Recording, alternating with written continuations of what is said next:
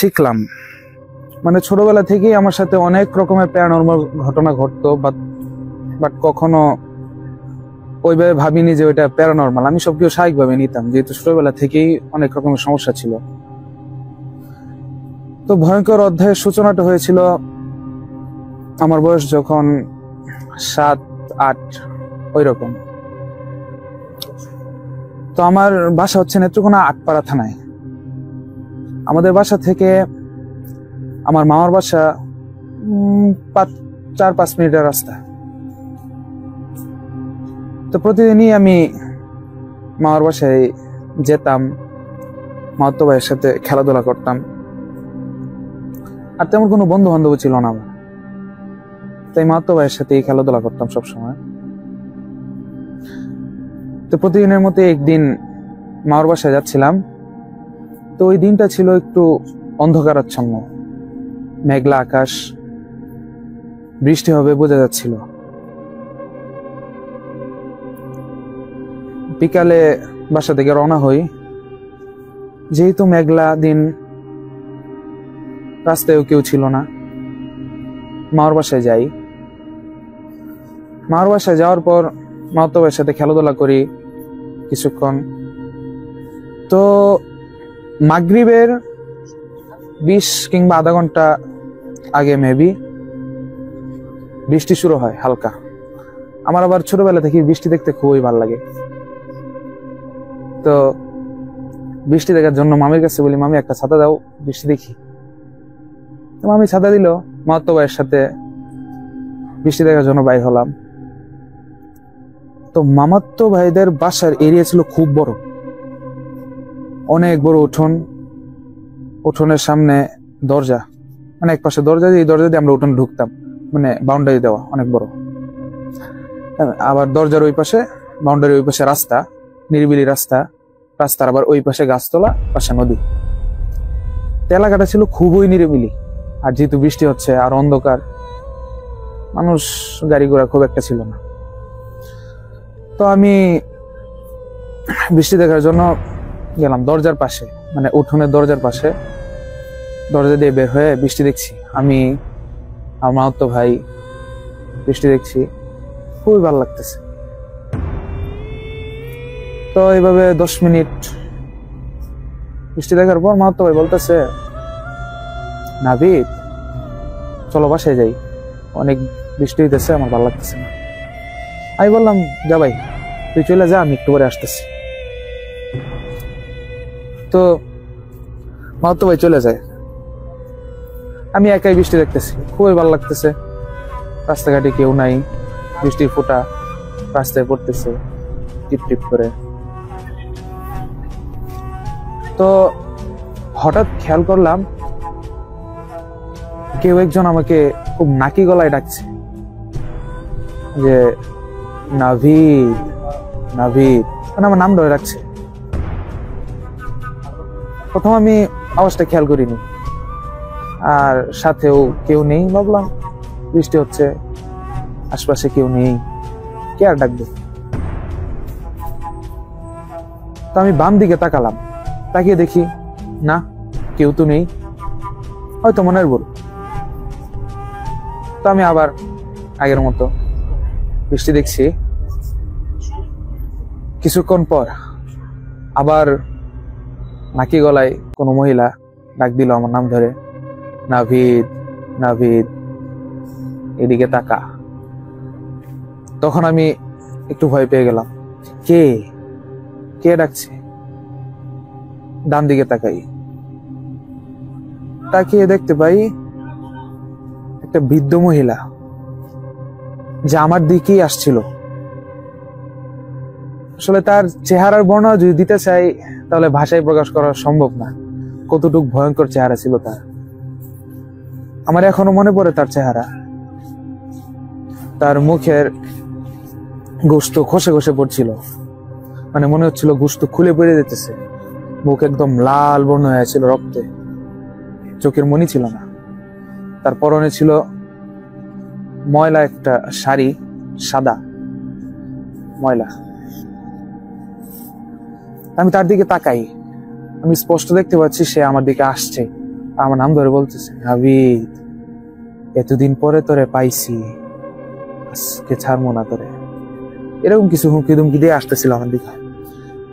যে মুহূর্তে আসতেছিল আমি মানে দৌড় দিতে চাইতেছি, বাট দৌড় দিতে পারতেছি না। মনে হলো কিছুক্ষণের জন্য শরীর একদম অবশ হয়ে গেছে। তো সে কিছুক্ষণের মধ্যেই একটু বসে এই যেন এতটুক দূরে আসছে। এতটুক কাছে যখন আসছে তখনই মাগরিবের আজান পড়ে। বুড়ি উধাও।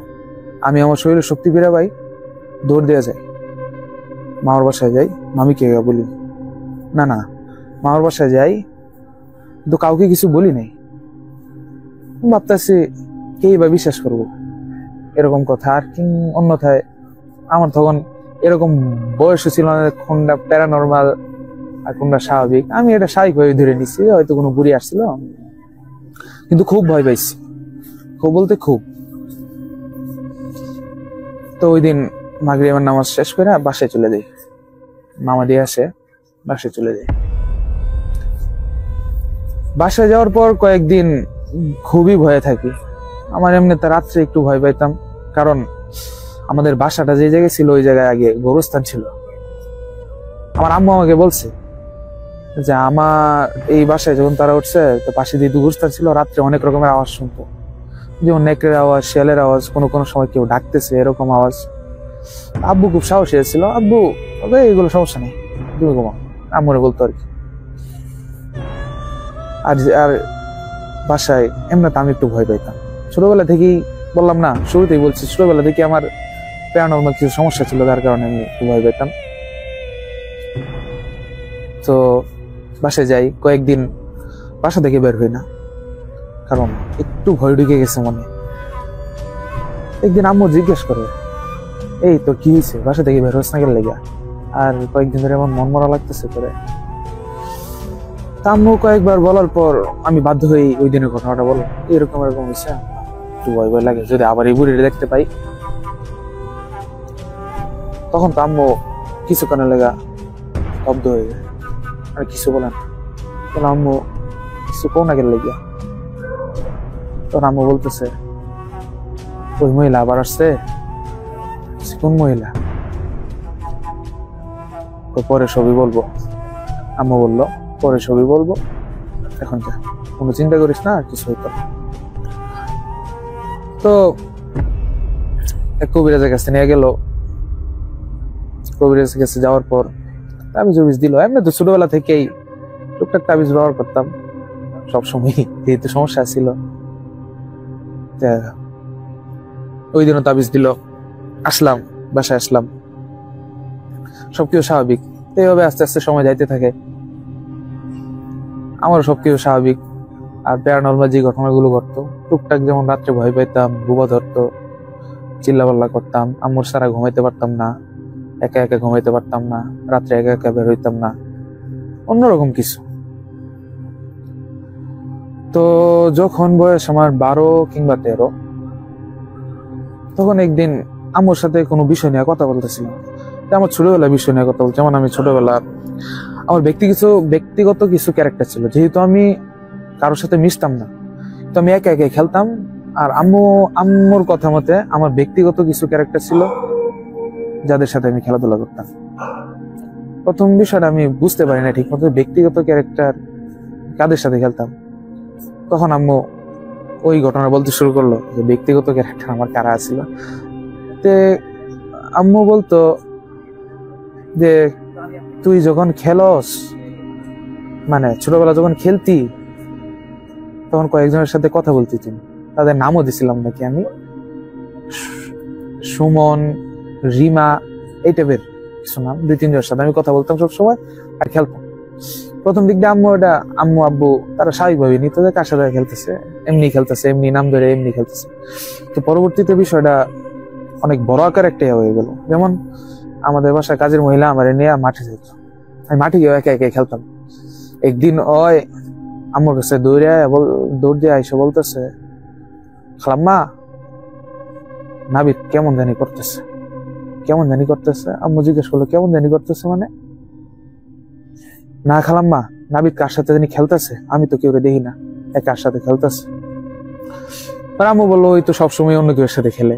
না খেলাম না, ঘটনাটা একটু অন্যরকম, চলেন আমার সাথে। আম্মু গেল, আব্বু তখন আম্মুর ভাষ্য মতে আমাকে আম্মু বলতেছে যে আমি নাকি কোনো এক ছায়া মূর্তির সাথে খেলতেছি গাছতলায়, তারা ছায়া দেখতেছে, বাদ বাকি আমাকে দেখতেছে। এটা শোনার পর মানে আমার অবস্থা তো খারাপ, আমি ছোটবেলা ছায়া মূর্তির সাথে খেলছি। আম্মু বললো হ্যাঁ তোর এরকম আরো সমস্যা ছিল। পরে এই কথায় কথায় ওই যে গত 3-4 বছর আগে যে ঘটনাটা ঘটলো, মানে ওই বয়সে, আমার তখন বয়স 12-13, ঘটলো যে ওই বুড়ি মহিলা, তো ওই বুড়ি মহিলার কাহিনী শুনাইতেছে আম্মু বলতেছে আমি যখন আরো ছোট বয়স, তখন আমার আরো কম 3-4, আমি কোলে আর কি, 3-4 না আরো কম, 1-2 এরকম বয়স, আমি কোলে। তো আব্বু তো ব্যবসায় থাকতো বাজারে, আম্মু সারাদিন বাসায় থাকতো, বাসায় উঠোনে আমার নিয়ে বসে থাকতো কোলে। আম্মু আবার পর্দাশীল মানুষ, বাইরে তো। একদিন আম্মু প্রতিদিনের মতোই আম্মু বারান্দায় আমার নিয়ে বসে রয়েছে কোলে। হঠাৎ নাকি এক বুড়ি মহিলা আসছে। বুড়ি মহিলার পরনে ময়লা সাদা শাড়ি। আমি যেমন দেখছিলাম বুড়ি মহিলার চেহারা এত ভয়ঙ্কর কুশ্রী, তো আম্মু বলতেছে ওই বুড়ি মহিলা স্বাভাবিকভাবে একজন বুড়ি মহিলা আসে, আইসা আম্মুর কাছে বলতেছে মা দিয়ে দে, নাকি গলায় বুড়ি মহিলা বলতেছে মা দিয়ে দে। তখন আম্মু ভাবছে ফকির মিসকিন আসছে, কিছু টাকা দিয়ে দিবা, চাউল আমাদের এদিকে চাউল দে। আম্মু চাউল আনতে বাসায় গিয়া চাউল আনছে, চাউল দিছে না, বুড়ি মহিলা তো নিতে রাজি না। সে তখনও বলতেছে মা না দিয়ে দে দিয়ে দে। তখন আম্মু ভাবছে হয়তো চাল নিবে না, টাকা নিবে, টাকা এনে দিছে 5-10 টাকা, কিন্তু না, বুড়ি মহিলা টাকাও নিবে না। তখন আমি তো ছোট, কোলে, আমার আম্মুর কোলের দিকে ইশারা করে বলতেছে মা এইটা দিয়ে দে। তখন আম্মু ভয় পেয়ে গেছে, রে হ্যাঁ হ্যাঁ, পরে বুড়ি বলতেছে হ্যাঁ হ্যাঁ হ্যাঁ এরে দিয়ে দে। তখন আম্মু ভয় পেয়ে যায়, দৌড় দিকে রুমে ঢুকে, ওদিকে পাশে আড্ডা ডাক দেয়, আইসা দেখে নাই, কেউ নাই। আম্মু তো অবাক, একটু আগে মহিলাটা এদিকে আসছিল, এখন নাই। আচ্ছা যা হয়েছে তো হয়েছি, হয়তো পাগল হবে। পরে 1-2 দিন গেল, আবার 2 দিন পরে ওই বুড়ি মহিলা আবার আসছে, আইসা বলতেছে দিয়ে দে।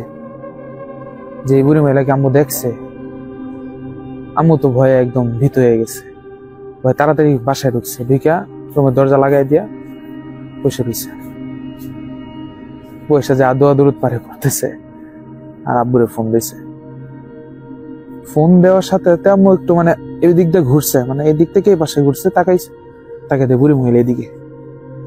আম্মু তো তখন ভয়ে জোরে চিল্লান মারিতেছে, জোরে চিল্লান দিয়ে অজ্ঞান হয়ে গেছে। আমি বাসায় কাঁদতেছি, বাসার আন্টি আসলো, আইসা আম্মুর সেন্স আসছে, তো তারা জিজ্ঞেস করলো আম্মুরে কি হয়েছে, আম্মু সব কাহিনী বললো। তখন তো তারা অবাক। এমনি 2 দিন ঘটার পর বিষয়টা একটু অস্বাভাবিক লাগছে। তখন মানে আব্বু যখন কাহিনী জানছে, তখন আব্বু ভাবতেছে কোনো প্যারানর্মাল সমস্যা। আচ্ছা কার কাছে যাওয়া যায়, মানে কোন কবিরাজের কাছে যাওয়া যায়, কারণ এতদিন আর খুব একটা সমস্যা আসছিল না, কবিরাজের কাছে যাওয়া হয় না, তো কার কাছে যাওয়া যায় এমন একটা সিদ্ধান্ত নিতেছে যে কালকে কেউ একজনের কাছে যাবে। পরের দিনই একজন বৃদ্ধ লোক আসছে, ওই সেম টাইম একজন বৃদ্ধ লোক আসছে, আইসা বলতেছে মা কিছু ভিক্ষা দে। তো আম্মু ভিক্ষা দিছে। তো বৃদ্ধ লোকটার শরীরে ছিল সাদা পাঞ্জাবি, সাদা পায়জামা, সাদা টুপি, সাদা দাড়ি, আর কাঁধে একটা থলে ছিল, ওই থলেটাও সাদা। টাকা দেওয়ার পর সে টাকা নিছে, এবার সে একটু দোয়া করে দিল, বললো মা তোর যদি কোনো সমস্যা থাকে আল্লাহ তাআলা তোর সমস্যা দূর করে দেবে, আমি দোয়া করি। এই বলে চলে গেছে লোকটা। এরপর থেকে ওই বৃদ্ধা মহিলা আর কখনো আসেনি, কখনো না। তখন তো আম্মু আব্বু বুঝছে যে ওই লোক তো কোনো সাধারণ লোক ছিল না। তখন হুজুরের মাধ্যমে মানে কবিরাজের মাধ্যমে অনেক খুঁজে হয়েছে। এছাড়াও আব্বু লোক আছে বুঝলি তো, এলাকায় পরিচিত অনেক মানুষের দিয়ে খুঁজাইছে। ওই লোকটা কেডা একটু জানে তো না, ওই লোকটা আর কোনোদিন এখন পর্যন্ত এই বর্তমান সময় পর্যন্ত ওই লোকটা আর কোনোদিন আমরা পাইছি না, কোনোদিন না বলতে কোনোদিনই না। তো এইভাবেই শুরু হয় আমার জীবনে। আমি যখন থেকে অনুধাবন করতে পারি যে আমার সাথে প্যারানর্মাল কিছু ঘটতেছে আর আমি এটা বুঝতেছি, আর ছোটবেলা তো বুঝতাম না, এই তখন থেকে আমি বুঝতে পারি না আমার সাথে প্যারানর্মাল অনেক অনেক কিছু ঘটতে যায় যেটা হয়তো একটা সাধারণ মানুষের সাথে ঘটে। এভাবেই চলতেছে। অনেক রকমের কবিরাজ দেখায়, অনেক সময় কোনো সময় সমাধান হয় না। এমন না যে সরাসরি তারা আমার কিছু করতেছে, এমন কোনো সময় না। হয়তো স্বপ্নে আমার ডিস্টার্ব করতেছে, স্বপ্নে এসে আমার ডিস্টার্ব করতেছে, ভয় দেখাইতেছে, কোনো সময় ছায়ামূর্তি ভয় দেখাইতেছে, কোনো সময় মনে করেন ঘুমাইতেছি দেখলাম কেউ দাঁড়ায় আছে, হঠাৎ করে হুশ আসলে না কেউ নাই। কোনো সময় বোবা, মানে বোবা হয়তো আপনারা জানেন, বোবা ধরে ঘুমের মধ্যে যে শরীর একদম কি বলো প্যারালাইসিস রোগীর মতো হয়ে যায়, শ্বাস নেওয়ার মতো উপক্রম থাকে না। তো এমনি চলতেছিল। স্কুলে পড়ি, ক্লাস 2 শেষ করে হিফজখানায় ভর্তি হই। তখন জীবনটাই আমার একটু অন্যরকম হয়ে যায়, সবকিছু অন্যরকম। মানে একটা সাধারণ মানুষ কিভাবে চলে আর আমি কিভাবে চলি এখন আমি বুঝতে পারি আমার সময়টা তখন কতটা খারাপ গেছে। হয়তো আমি ওই সময়টাতে ওই বিষয়গুলো মাইনা নিয়েছিলাম, কিংবা আল্লাহ তাআলা পরিস্থিতি মোকাবেলা করার তৌফিক দিয়েছিল, এজন্যই হয়তো এখানে আজকে আমি আছি। নয়তো অন্য কিছু হয়েও যেতে পারতো, সব আল্লাহর ইচ্ছা। তো হেফজখানায় ভর্তি হওয়ার পর প্রথম তো নোয়ানি পড়লাম, নোয়ানি নাজেরা শেষ করে হিফজ নিছি, মানে মুখস্থ করবো কোরআন শরীফ। আমি নেত্রকোনায় আমাদের একটা প্রতিষ্ঠানে ভর্তি হই, সবাই চেনা জামাল কোরআনে। তো ওই জায়গায় ভর্তি হওয়ার পর আমার সবক 30 পারা মুখস্থ করলাম, 1 পারা মুখস্থ হয়েছে। তখন দ্বিতীয় পারার সবক যখন আমার 4 পৃষ্ঠা, মানে 4 নম্বর পৃষ্ঠায় যখন আমার সবক, আমি এমনিতে প্রতিদিন 1 পৃষ্ঠা 1.5 পৃষ্ঠা সবক দিতে পারতাম। আর যারা হেফজখানা সম্পর্কে অবগত তারা জানে 1 পৃষ্ঠা 1.5 পৃষ্ঠা সবক এমনিতে একটা ছাত্র দিতেই পারে, এটা স্বাভাবিক বিষয়। তো একটা ছাত্র যদি 1 পৃষ্ঠা রকম আধা পৃষ্ঠা, মানে একটা নিয়মিত ছাত্র প্রতিদিন 1 পৃষ্ঠা 1.5 পৃষ্ঠা সবক দিতেছে, তো হঠাৎ করে সে আধা পৃষ্ঠা সবক দেয় কিংবা আধা পৃষ্ঠাও দিতে পারতেছে না, বিষয়টা কিন্তু একটু অন্যরকম। এটা যারা হেফজখানা সম্পর্কে ধারণা রাখেন তারা জানেন, কিংবা যারা হাফেজ শুনতেছেন। আমার যখন 4 নম্বর পৃষ্ঠায় সবক, আমি 10 লাইন মুখস্থ কইরা আর মুখস্থ করতে পারতেছি না। অনেকদিন হয়ে গেছে, প্রায় 3 দিন 4 দিন চলে যেতেছে, আমি আর মুখস্থ করতে পারতেছি না। আমি বাসায় থেকে পড়তাম, মানে বাসায় গিয়ে খানা খেতাম, বোর্ডিং এ থাকতাম না, রাত্রে মাদ্রাসায় থাকতাম। তো ওই 4 নম্বর পৃষ্ঠা সবক আমি কোনোভাবে দিতে পারতেছি না। তো একদিন নিয়োগ করলাম আজকে ওভার টাইম করে 4 নম্বর পৃষ্ঠা আমি শিখবো। গত 2 দিন মাইরে হয়েছি সবকের লাগিয়া, শিখবো। তো ওভার টাইমে বসছি আমাদের মাদ্রাসার একটা বারান্দায়, মানে 3 তলার বারান্দায় সম্ভবত আমি সবক শিখতে বসছি। রাত্রে 12টা 1টা বাজে আমি পড়তেছি, কিন্তু সবক আমার হয় না। হঠাৎ করে খেয়াল করি কেউ একজন বলতেছে, মানে কয়েকটা কণ্ঠ একসাথে বলতেছে আমার নাম ধরে, তাসনিম তাসনিম, ধরে আমরা হাফেজ হওয়ার লাগে দিব না, এই টাইপের এমনি বলতেছে। আমি এটা মানে এই বিষয়টা এমন আর কেউ শুনতেছে না, কিংবা আমি কানে শুনতেছি না, অন্তরে শুনতেছি, স্পষ্ট শুনতেছি। কয়েকবার বলার পর আমি একদম ভয় পেয়ে যাই, আমার সাথে কি আবার কিছু শুরু হয়েছে। আমি তাড়াতাড়ি উঠে আইসে পড়ি। পরের দিন হুজুর আমাকে ঢাইকা নিয়ে দিঘায়, তুমি কয়েকদিন ধরে সবক দিতে পারতেছো নাকি? তখন আমি হুজুরকে বললাম, হুজুর এরকম সমস্যা বলে আমি কান্না করে দিচ্ছি। হুজুর আমি পারতেছি না, কষ্ট হয়ে যেতেছে, আমি আর হেফজ করুন না। তখন হুজুর বুঝে আমার সমস্যাটা, এর আগেও আমার সাথে যে প্যারানর্মাল টুকটাক ঘটে গেছে সবগুলো হুজুরে জানাই, বলে দেখো এখন যদি তুমি হার মাইন না যাও তাহলে তারা তো তোমার একদম শেষ করে দিবে। কারণ তারা যদি পড়ালেখা থেকে দূরে সরাই দিতে পারে, কোরআন পড়া থেকে, তারা অনেক কিছু করতে পারবে। তুমি কোরআনের সাথে লাগিয়ে থাকো, ইনশাল্লাহ সব কিছু সমাধান আছে। 2 দিন মানে মনে একটা আত্মবিশ্বাস পাই, একটা বল পাই, শক্তি পাই যে না আমি পারবো। তো তাদের এইসব অপেক্ষা করে আমি চেষ্টা করি। তো আবার আস্তে আস্তে সবকিছু স্বাভাবিক হয়, হুজুর কিছু আমল দেয়, আমল করি, সবকিছু আস্তে আস্তে স্বাভাবিক হয়। তো এক রাতের ঘটনা, মাদ্রাসায় মানে যখন আমি সবক দিতে পারতেছি এইভাবে কিছু হইতেছে না, মানে আমার কাছে যেটা মনে হইলো যে তারা এইভাবে কিছু পারতেছে না, তখন আমার সাথে তারা অন্য কিছু করতে চাইতেছিল। অন্য কিছু যেমন একদিন রাত্রে ঘুমাইতেছি, আমি আবার ঘুমাইতাম হেফজখানায়। তখন আমি রাত্রে মাদ্রাসায় থাকি, তো বাসায় গিয়ে খানা খাই আসতাম। আমি রাত্রে সবার মাঝখানে ঘুমাইতাম, আমাদের রুমে প্রায় 60-70 জন ছাত্র ঘুমাইতো, আমি সবার মাঝখানে ঘুমাইতাম। মানে একটা রুম, আমি এই সাইডে, একদম এই সাইডে মাঝখানে ঘুমাইতাম, মাঝখানে আমার দুই পাশে ছাত্র ঘুমাইতাম, মাঝখানে ঘুমাইতাম। আমাদের 3টা মশারি ছিল, পুরো রুমে 3টা মশারি, আমি 3য় মশারিতে ঘুমাইতাম। আর আমাদের মশারি যেই সাইডে, ওই সাইডে বারান্দা। একদিন রাত্রে ঘুমাইতেছি, হঠাৎ ঘুম ভেঙে যায় কোনো বিড়ালের আওয়াজে। ঘুম ভাঙার পর আমি তাকাই, তো যেহেতু চোখে সমস্যা, হালকা একটু কম কম দেখতাম, বাদ বাকি স্পষ্ট দেখছি। তাকাইছি, একটা বিড়াল আমার সামনে, একদম মাথার সামনে এমনি তাকাই আছে। তখন আমি লাফ দিয়ে দাঁড়ায় গেছি, কি এটা? পরে দেখলাম, পরে আমি চশমার হাতে নিয়ে চশমাটা বলি, তখন দেখি বিড়ালটা হেঁটে হেঁটে যাইতেছে। তো এই জানালার বারান্দার পাশে ওস্তাদের ডেস্কের পাশে একটা মগ, ওই মগের মধ্যে গিয়ে মগটা লাইতেছে, ইয়া করতেছে। আমি তাকায় দেখতেছি, মানে আমি যে কিছু করুম এই বলাই পাইতেছি না, মানে বুবা দলে যেমনটা হয় আমি দেখতেছি।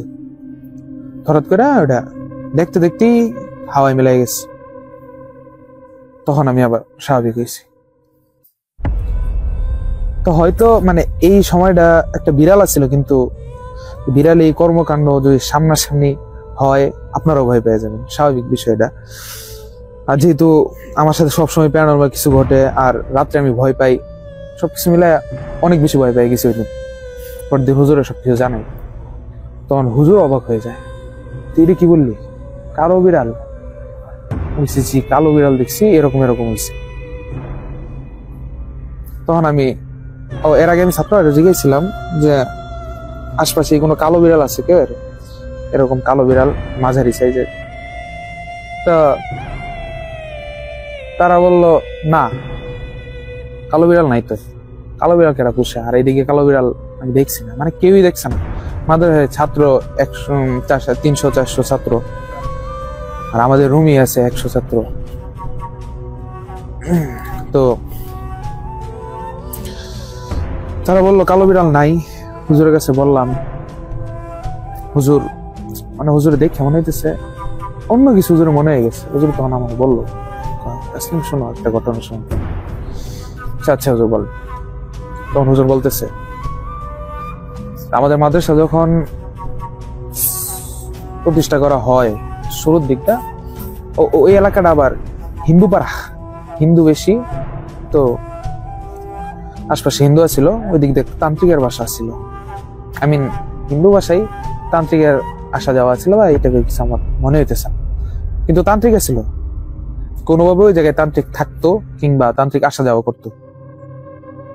তাহলে আমরা 3 তলায় ওই রকম 2টা বিড়াল আসতো সবসময়। ওই তান্ত্রিক যখন থাকতো ওই বাসায় বিড়াল আসতো, কিন্তু ওইগুলোর কোনোভাবেই মাদ্রাসা থেকে তাড়ানো যেত না, আর এগুলো ছাত্র অনেক ডিস্টার্ব করতো। একটা সময় এমন হয়েছে, বিড়াল গুলো আসার পরে সব ছাত্র একসাথে অসুস্থ হয়ে গেছে। আর তখন ছাত্র কতজন ছিল? 60-70 জন, একদম প্রাথমিক পর্যায়ে অসুস্থ হয়ে গেছিল। বা এই টাইপের একটা ঘটনা আমার শোনাইছিল যে ওই বিড়াল গুলা না তো আবার।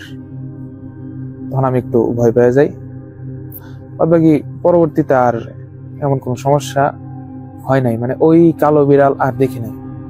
ওই একদিনে দেখছিলাম, যেমন বললো আগে এরকম হয়েছে, হয়তো বা এরকম কিছু। আচ্ছা, চলতেছে,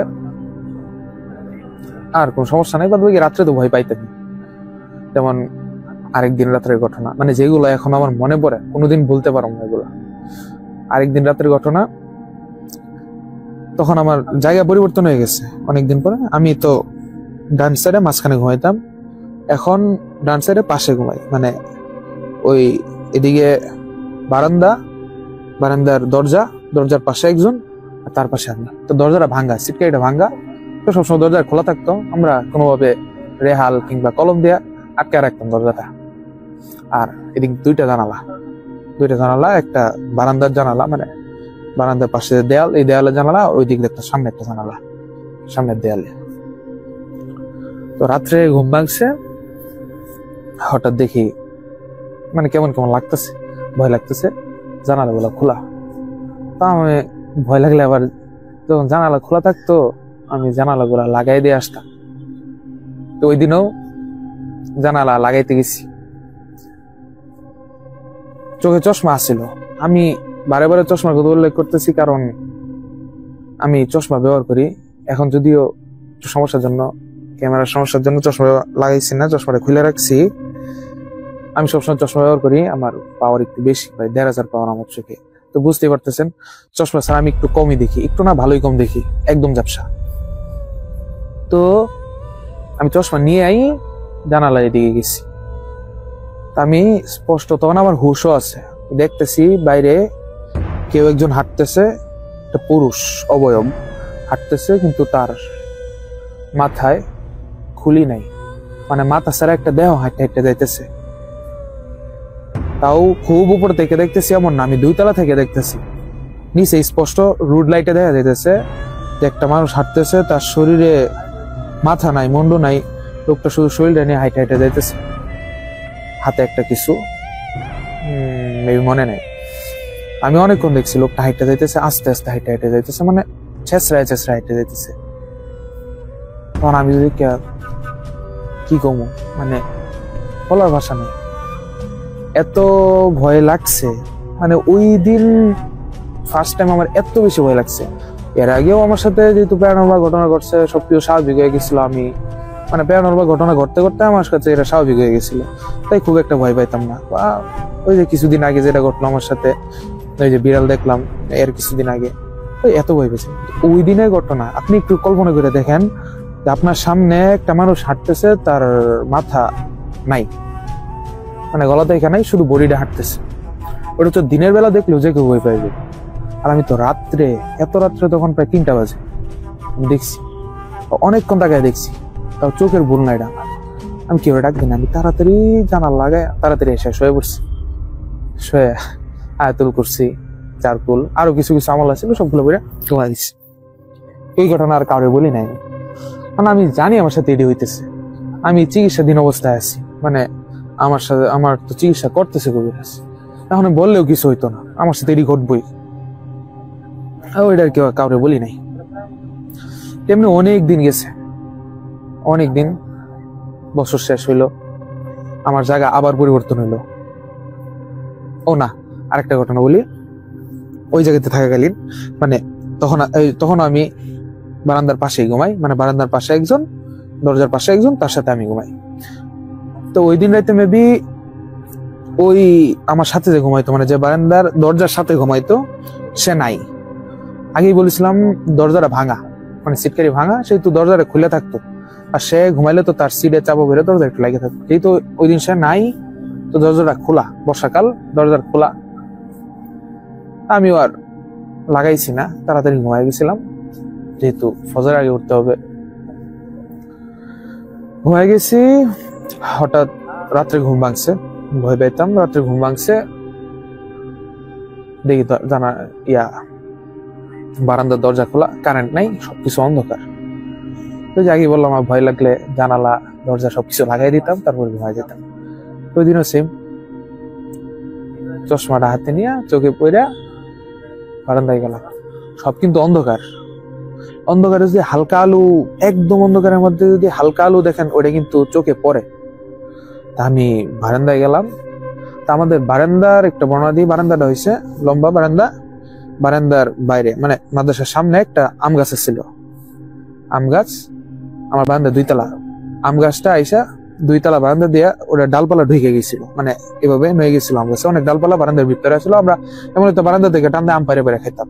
ওইটাতে আবার খুব আম হইতো, খুব এমন হইতো যেন লোকে আম বিক্রি করে কুলাইতে পারতেছে না। মানে এই গাছের যে মালিক, বাসার পাশে, মাদ্রাসার পাশে এক লোকের, তো আমরাই খাইতাম, ছাত্ররাই খাইতাম। তারপর অনেক আম হইতো, আর অনেক মজা ছিল আমগুলা। ওই আম গাছের ডাল এদিক দিয়ে এসে আয়া পড়ছে মাদ্রাসার বারান্দার ভিতরে। আমি গেলাম, যখন বারান্দার দরজা লাগাইতে গেছি, কিছু একটু বারান্দা দিয়ে উঁকি দেখি, বৃষ্টি যেতে হইতেছে একটু দেখি। তো বৃষ্টি খুব ভালো লাগে, আগেই বলছিলাম। তো তাকাইছি, হঠাৎ যেই তাকাইছি, মানে কি কমু, এগুলারে প্রাণী কমু না অবয়ব কমু নাকি জিন ভূত পেতনি কিছু কমু আমি জানি না। দেখি দুইটা মানে প্রাণীর মতোই, অনেকটা বাদর টাইপের, কিন্তু বাদর না, ওইগুলার চোখে লাল লাইট জ্বলতেছিল। দুইটা মানে লাল লাইটের কারণে তার পুরো বডি দেখা যাইতেছিল, মানে চোখের আলো এত বেশি, পুরা তারা যে পুরো বডিটা দেখা যাইতেছিল, যে এতটুকু বড় হবে। দুইটা আমার দিকে তাকায় আছে, আমি যে ঢুকছি আমার দিকে তাকায় আছে। তখন একটা ভয়ঙ্কর আওয়াজ করছে তারা। আওয়াজটা তো আমার বাসায় বলা সম্ভবই না।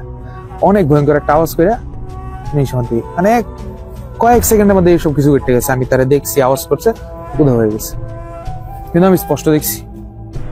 আমি তাড়াতাড়ি দরজাটা কলম দিয়ে আটকায়া শুয়ে পড়ছি, কিন্তু আমার আর ঘুম হইতেছে না। আমি ভয় পেয়ে গেছি। রাত্রে কারেন্ট ছিল না, তখন আমি গিয়ে হুজুরে ডাক দিচ্ছি। তখন হুজুর আসছে, আইসা মানে হুজুরে ডাক দিয়া এদিকে নিয়ে আসছে, এসে বলছি এনে। তো পরবর্তীতে কিছুদিন পরে এক কবিরা জানাইলো, দেখানো হইলো এই গাছে কোনো সমস্যা আছে কিনা, মানে মাদ্রাসায় কোনো সমস্যা আছে কিনা। তো কবিরাজ বললো, না সমস্যা তো মাদ্রাসায় না, এই গাছে সমস্যা আছে। কি সমস্যা? গাছে নাকি একটা পেতনি থাকতো। ছাত্ররাও বললো, হ্যাঁ আমরাও তো, মানে আমি সাক্ষী, আমরা মাঝে মাঝে দেখতাম গাছ থেকে মানে চুলের গুচ্ছ উড়ে আসতো মাদ্রাসায় গাছ থেকে। আমরা এটার এত আমল নিতাম না। তো এখন যখন বললো পেতনি আছে বা গাছে একটা পেতনি থাকে বা একটা জিন থাকে দুষ্ট, তখন বিষয়টা আমার কাছে এমন লাগলো, তো এটা তো স্বাভাবিক হইতেই পারে। তখন এখন আছে গাছটা কাইটে লাগছে, কিন্তু গাছের মোড়াটা এখনো আছে। গাছটা তো কয়েকদিনের মধ্যেই গাছ কাইটে লাগছে। আচ্ছা, ওটা তো সমাধান হলো, কিন্তু আমার তো সমাধান নেই। আমার সাথে তো ঘটতেই আছে, প্রতিদিন কিছু না কিছু ঘটতেই আছে। টুকটাক বিষয়টা তো এখন আর মানে আমার সাথে এতটুক ভয়ঙ্কর ভাবে সবকিছু ঘটতেছিল। ছোটখাটো মনে করো আমি দাঁড়ায় রয়েছি, কেউ একজন আমার সামনে আসলো, এটা তো কোনো বিষয় না, আসতেই পারে, এমন হয়ে গেছিল বিষয়টা। আচ্ছা, গেল বছর শেষ হলো, আমার সাথে ঘটতেছে সবকিছু। পরবর্তী বছরে আমার জায়গাও চেঞ্জ হইলো। তখন আমার জায়গা হয়েছে রুম, তো যেরকম লম্বা রুম, এক সাইডে আমি ঘুমাইতাম। এখন জায়গা হয়েছে একদম মাঝখানে একদম রুমের মাঝখানে আমি ঘুমাইতাম। মাঝখানে এমন হয়েছিল যে আমি বাসায় থাকছি অনেকদিন, রাত্রে মাদ্রাসায় ভয় পাই বিদায় বাসায় থাকছি। তো না, বাসায় একই সমস্যা, বাসায় আরো বেশি সমস্যা হয়। তখন না করলাম মাদ্রাসায় থাকি।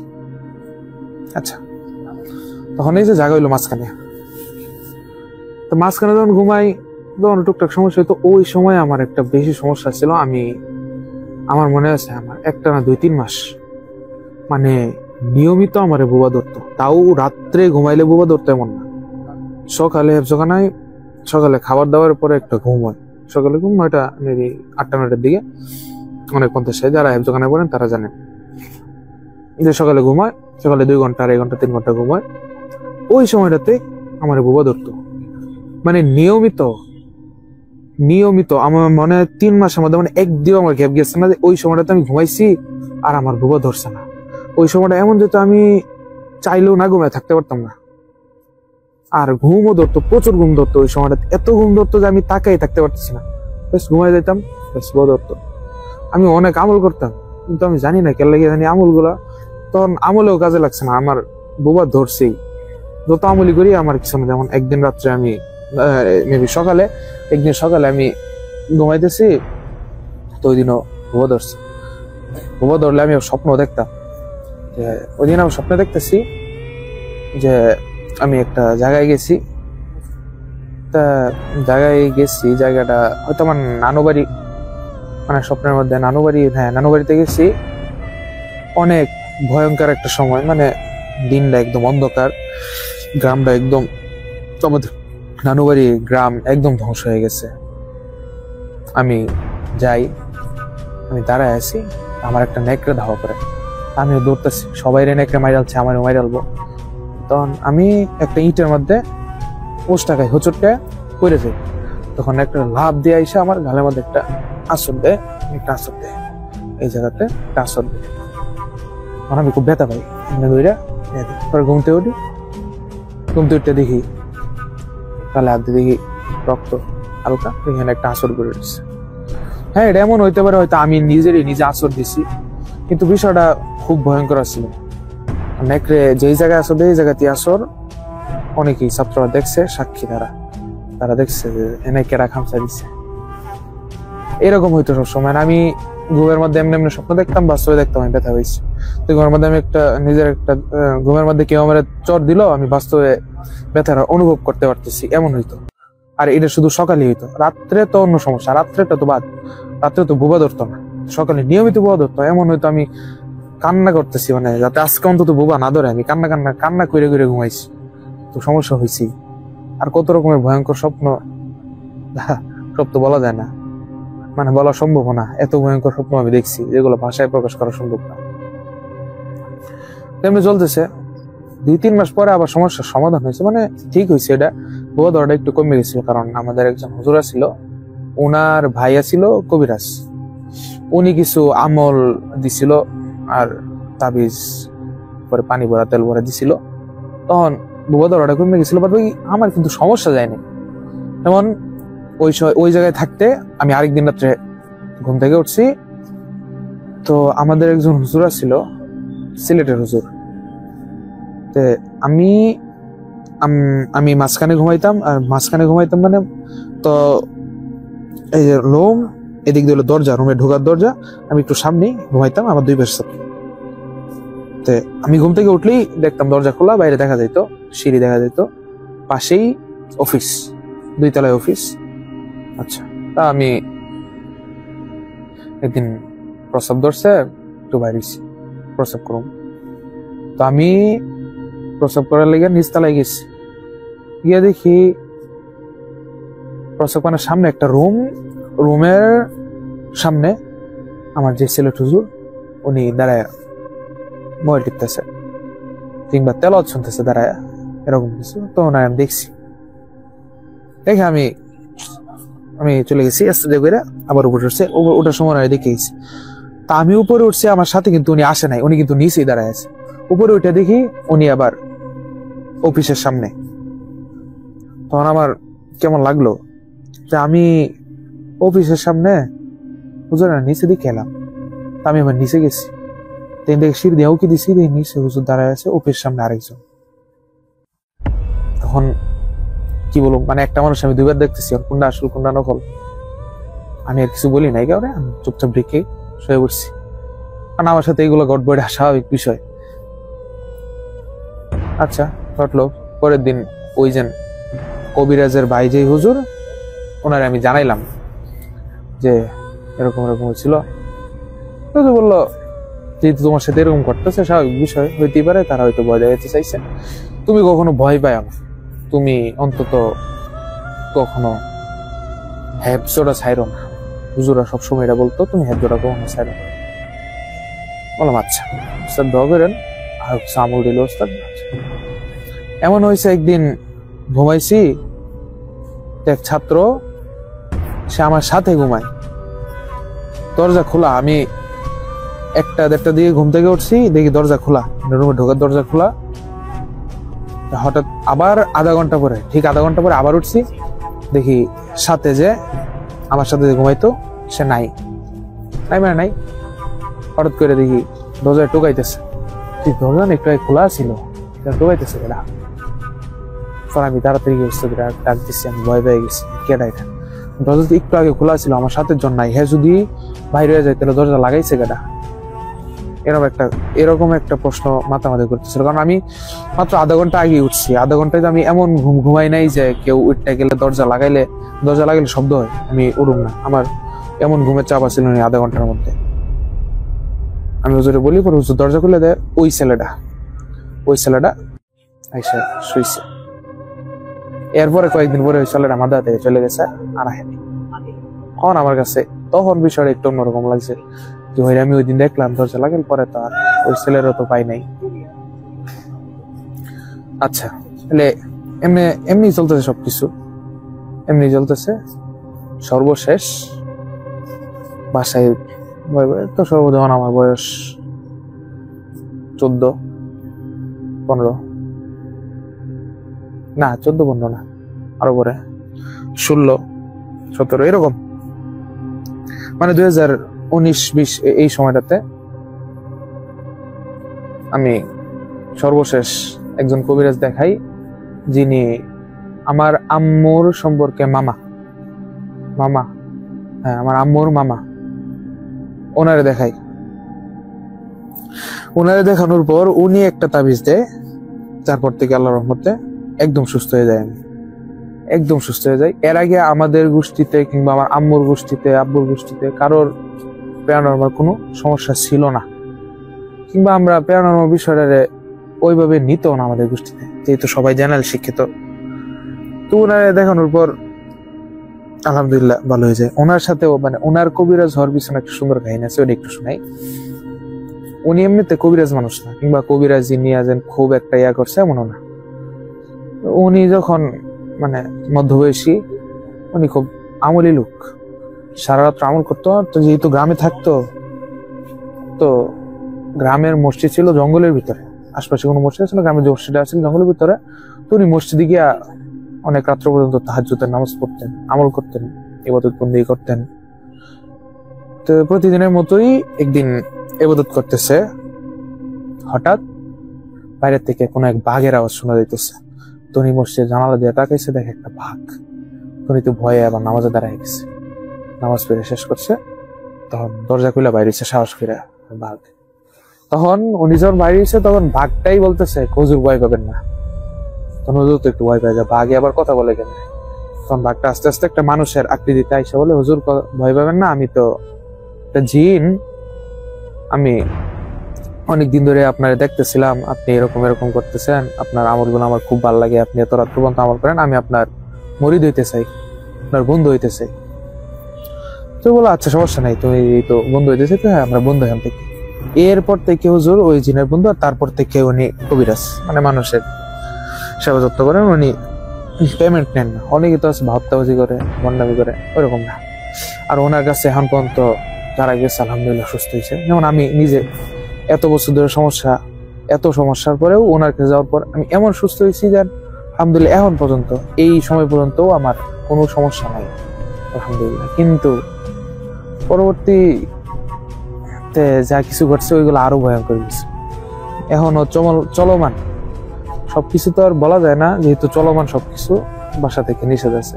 আমি হালকা বলি যে আমাদের এই যে সমস্যাগুলো এখন দেখা যাইতেছে, আমার মামাতো ভাই, আমার পরিবারের লোকদের মধ্যেও এরকম সমস্যা দেখা যাইতেছে, কিন্তু এর একটা আরো ভয়ঙ্কর। যেমন গত কিছুদিন আগে আম্মুর সাথে একটা ভয়ঙ্কর ঘটনা ঘটে গেছে। আম্মু ঘুমাইতেছে, কিছুদিন আগে আম্মু ঘুমাইতেছে, রাত্রে বাসার দরজা খোলাই ছিল, বারান্দায় গ্রিল লাগানো ছিল।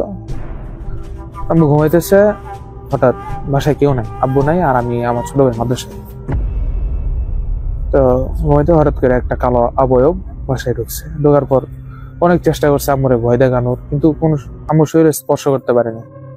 অনেকক্ষণ চেষ্টা করছে, পরে চলে গেছে। আম্মু তো ভয় পাইছে, একটা কালো অবয়ব, মানে সর্বোচ্চ চেষ্টা করছে ভয় দেখানো, কিন্তু স্পর্শ করতে পারে না, কারণ আমার আম্মু অনেক আমলি মানুষ, সর্বোচ্চ চেষ্টা করছে। এরকমই চলতেছে আমার আম্মুর এখন অনেক সমস্যা।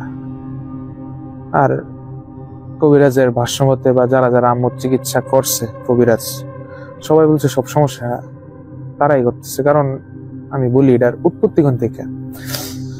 ঘটনাটা হইতেছে আমার আম্মুর দাদা, তার আব্বা, মানে আমার আম্মুর দাদার আব্বা, আমাদের তারা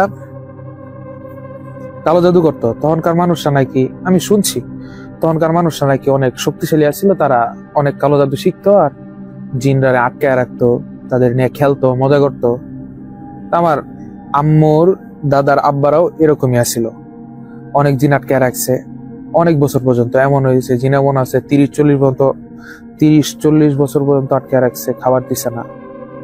আর জিনরা 30-40 বছর না খেলে কিছুই হয় না, কারণ তাদের হায়াত তো বড়, তত বাঁচে 1000-1500 বছর। তারা মুক্তি পাইছে, পরবর্তীতে মুক্তি পাইছে, কিন্তু এটা আমরা জানতাম না। যেমন এখন গত কয়েক বছর ধরে আমার মামাতো ভাইয়ের সাথে অনেক কিছু ঘটে যাইতেছে, অনেক কিছু অনেক সমস্যা, তার হার্টের সমস্যা হয়েছে, অনেক কিছু হয়েছে, আমরা তো জানতাম না। যখন কবিরাজ ধরলাম, মানে একজন কবিরাজ সাথে কথা বললো এটি নিয়ে মামা, তখন তো কবিরাজ সবকিছু বললো যে এরকম ইয়া করে রাখছে, এটা আরো ভয়ঙ্কর কিছু হইব। কারণ এখন তারা বংশে, মানে তারা ওই জিনের বংশে প্রায় 60-70-80 জন জিন আছে, যারা সবাই এখন প্রতিশোধ নিতে চায় আমাদের উপরে। আমাদের বংশ তো, মানে আমার মামারা বংশ তো আমার নানারা থেকে, আর নানারা তো ওই বংশের, এই বংশধারার উপরে প্রতিশোধ নিতে চায়। যেমন একটা ঘটনা বলি, আমার বড় মামা, উনি মারা গেছে অনেক বছর হয়েছে, আল্লাহ তাআলা তারা জান্নাত দান করুন। উনি অনেক সুস্থ মানুষ ছিল, অনেক দিন হয়েছে, প্রায় 10-15 বছর হয়ে গেছে মারা গেছে। সুস্থ মানুষ ছিল, অনেক ভালো মানুষ ছিল, ওনার কোনো রোগ ছিল না। একদিন চাকরি করতো, একদিন অফিসে বসে রয়েছে, দরজা লাগায়া, বাইরে থেকে সবাই টোকাইতেছে, দরজা খুলে না, খুলে দেখে মামার লাশ। মামার শরীরে কোনো দাগ নাই, কিছু নাই, মামার লাশ। পোস্টম্যানে পাঠাইছে, যেহেতু সরকারি চাকরি, পোস্টম্যানে তারা দেখে বলছে তেমন তো কিছুই পাইছে না, কিন্তু কিছু তো একটা বলা লাগবো, বলে দিছে স্ট্রোক করছে, মারা গেছে। আমরা ওইটাই ভেবে নিছি, মানে ওইভাবে কখনো চিন্তা করি না। ওই যে বললাম না, আমার পরিবারের সবাই যেহেতু জেনারেল শিক্ষিত, ওইভাবে কেউ চিন্তা করে না যে প্যারানর্মাল কিছু করতে পারে, বা এখন তো মারাই গেছে। তাই স্বাভাবিকভাবে কিছুদিন আগে, কয়েক মাস আগে, একটা জিন উপস্থিত হয়েছিল, মানে আমাদের মামার বাসায়। সে তার মুখে বলছে, জিজ্ঞাসা যে, মানে আমার আমার বড় মামার নাম ধরে বলতেছে যে এরা কেন মারছিল, বল তোরা। অনেক কথা বলতেছে রাগে। তখন মা বলতেছে, কে মারছে? আমি নিজের হাতে মারছি। এভাবে তোরা বংশের সবাই মেরালাম, সবাই, এই বংশের এক ফোঁটা রক্ত যার যার শরীরে আছে সবাই মরবো, এই বলে চলে গেছে। তার মামাতো ভাইয়ের অবস্থা খুবই খারাপ, সবার কাছে আমি দোয়াও চাই, খুব খারাপ। সে পড়াশোনা করতে পারে না, পড়াশোনা করলেই সমস্যা। আমার ছোট ভাইয়েরও সমস্যা, আমার আম্মুরও সমস্যা। আলহামদুলিল্লাহ আমার কোনো সমস্যা নেই এখন, অনেক সমস্যা, এটা এখনো চলমান। কবিরাজ বলছে যে এর আগে এই সমস্যা নিয়ে, মানে আমাদের পারিবারিক সমস্যা নিয়ে আগে আরো 3 জন কবিরাজ করা হয়েছে, যারা কাজ করতে চাইছিল, এটা কমাইতে চাইছিল, 3 জনই মারা গেছে। এখন 4র্থ কবিরাজ আছে, সেও যখন কাজ শুরু করছে, তারও একই সমস্যা, তার একটা মেয়ে অসুস্থ হয়ে গেছে, সে আর কাজ করতে চায় না। তারপর সে কাজ করতেছে, তার মতো যতদূর সম্ভব করতেছে। এইভাবেই চলতে সবকিছু, এখনো চলমান। আমি জানি না সামনে কি হবে, সবকিছু নিয়ে অনেক চিন্তিত। আমার আম্মুর অবস্থা তো খুবই খারাপ, আমার মামাতো ভাই, তার তো জীবন শেষ। কারণ যারা এই সমস্ত প্যারানরমাল ঘটনা সম্পর্কে অবগত, তারা জানে যাদের পিছনে এমনি লাগে তারা জীবন শেষ না করে ছাড়তো না। আর এই জায়গায় যদি মানে প্রতিশোধের একটা ব্যাপার স্যাপার হয়, মানে কতটুক রাগ থাকলে তারা এত বড় প্রতিশোধ নিতে পারে যে তোর পুরা বংশের এক ফোঁটা রক্ত যার শরীরে আছে তাদের সবাইকে আমরা মারুন। অনেক কাহিনী করছে, এগুলো নিয়ে সবকিছু আমি বলতে চাই না, যেহেতু ঘটনাটা চলমান আর নিষেধ আছে। তারপর একটু ধারণা দিলাম যে যখন তখন এমন হইতে পারে, আল্লাহ না করুন আমার আম্মু নাই, তাদের কারণে আমার মামাতো ভাই নাই, এমন হইতে পারে। অনেক সমস্যা, আমার মামা অনেক টাকা খরচ করতেছে সময়। তখন খুব বেশি দিন না, তো রোজা তো গেছে গত রোজায় আর কি। তখন রোজার মাঝামাঝিতে আমার সাথে আমার ভাইয়ের একটু তর্কাতর্কি হওয়ার পরে ও হঠাৎ করে তখন বলে কি যে সে আর বাসায় থাকবে না, সে বাসা থেকে একদম তার ব্যাগ নিয়ে বের হয়ে যায়। তো এইটুকু কথায় ও বাসা থেকে বের হয়ে গেছে, একটা ছোট হইতো বলা যায় তখন, যে মানে মায়ানসিং ও তেমন কোনো কিছু চেনে না, তো হঠাৎ করে বের হয়ে গেছে এটা। তখন আম্মু আমারে আবার বলতেছে যে তুই বেশি করছিস হয়তো ছেলের সাথে, এই জন্য ও বের হয়ে গেছে। তখন আমি নিজেও বুঝতে পারতেছি না যে আসলে হয়েছে কি। তখন ও বলতেছে, আমি আবার যাওয়ার সময় জিজ্ঞেস করছি যে তুই যাবি কই, পরে বলছে যে আমি আব্বুর কাছে চলে যাবো। তো এখানে একটু বলে রাখি যে আমার আব্বু আম্মু একটু সেপারেটেড অনেকদিন ধরেই। আমরা আমার আম্মুর কাছেই থাকি, আব্বুর সাথে আমাদের যোগাযোগ নাই বললেই চলে। তো হঠাৎ করে ওর এই ধরনের কথায় আম্মু অনেক বেশি আপসেট হয়ে যায়। যে আমার ভাই তখন ক্লাস 4-এ পড়তো যখন আমরা আসি, তো যে এত ছোট থেকে সে ছিল। আর আমার ভাই এরকম যে আমার আম্মুরে ছাড়াও কোথাও যায় না, আর যাওয়াটা কখনোই প্রেফার করে না। যখনই আমার দাদুর বাড়ি থেকেও যদি কেউ আমাদেরকে নিতে আসতো, ও বলতো কি যে আমি গেলে তখন সে যাবে, এরকম। তো ও হঠাৎ করে এরকম কথা বলতেছে, আমারে রেখে আম্মুরে এখানে রেখে ও চলে যেতে, এটা একটু আনইউজুয়াল আমার কাছেই লাগে। আর আম্মুও একটু বেশি আপসেট হয়ে যায় যে ছেলে এত করলাম, এখন ছেলে তার বাপের কাছে চলে যেতেছে। তো আম্মু এটা নিয়ে এসে করার পরে আবার আমি বলতেছি যে সে যাবে না, চলে আসবে। তো সে ওই দিন আর আসে না। আমরা সব জায়গায় খোঁজ টোজ নিয়ে জানতে পারি যে সে আব্বুর কাছেই গেছে। তো তখন আম্মুরে বলি যে আচ্ছা চিন্তার কোনো কারণ নাই, ও 1-2 দিন পরে চলে আসবে। কিন্তু 1-2 দিন এরকম করতে করতে সে আসে না। তারপরে আম্মু তো কান্নাকাটি শুরু করছে, আর আমারে দোষ দেওয়া শুরু করছে যে আমি একটু বেশি হয়তো ওরে শাসন করছি, যে কারণে ও চলে গেছে। তো এভাবে আমার ভাইয়ের সাথে কথা বলতে চায়, কিন্তু আমার ভাই কথাও বলে না, আম্মুর সাথেও কথা বলে না, আমার সাথেও কথা বলে না। তখন তো মানে একটা মানুষ এতদিন থাকার পরে আর নিজের ভাই, তো অনেক বেশি খারাপ লাগা শুরু হয়। তো আমি আবার যাই ওইখানে, যাই সেটা ওর সাথে কথা বলতে চাই না, ও আমার কাছেও আসে না, আমার থেকে দূরে দূরে থাকে। আমি কথা বলতে চাইলে ও কথা বলতে চায় না, একদম সারাক্ষণ আব্বুর সাথে লেগে লেগে থাকে। তখন আম্মু আবার ওইদিকে ফোন দেয়, ওরে ফোন দেওয়া কথা বলতে চায়। ওর সাথে কথা বলার পরে আব্বুর কাছে যায় ফোন। আম্মু যখন বলতেছিল যে তুমি চলে আসো তোমার আপুর সাথে, তখন বলতেছে যে আব্বু ফোন নিয়ে বলতেছে যে এত কিসের ছেলেরে নিয়ে আসছি না, এখন মেয়েরেও নিয়ে আসবো এমনি। তো এটা বলার পরে আম্মুর মাথায় আসলে তখন ঢোকে যে হয়তো এখানে মানে এরকম কিছু করা হয়েছে যেটার জন্য আব্বুর কাছে চলে গেছে, মানে জাদু টাইপের কিছু করছে হয়তো। তো তখন আম্মু খুঁজতে খুঁজতে ওই যে এক কবিরাজের সাথে কথা বলে, উনার সাথে কথা বলার পরে উনি আসলে আম্মুরে বলে যে হ্যাঁ অবির উপরে এরকম কিছু করা হয়েছে।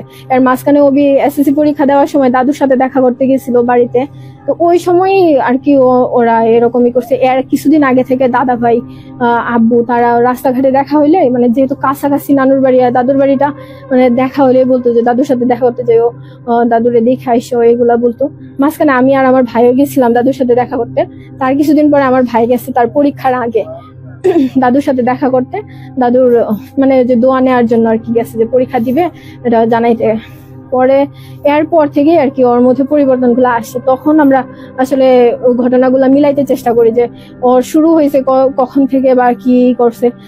তখন আমাদের বাসায় ওই কবিরাজ আসার পরে এর মাঝখানে আমরা আবার বাসার মধ্যে কিছু তখন থেকে ফিল করি, মানে ওবি যখন থেকে চলে যায় তারপর থেকে হচ্ছে হয়তো কি বাসার যে মেইন দরজাটা লাগানোর পরে মানে নিজে নিজেই খুলে যেত।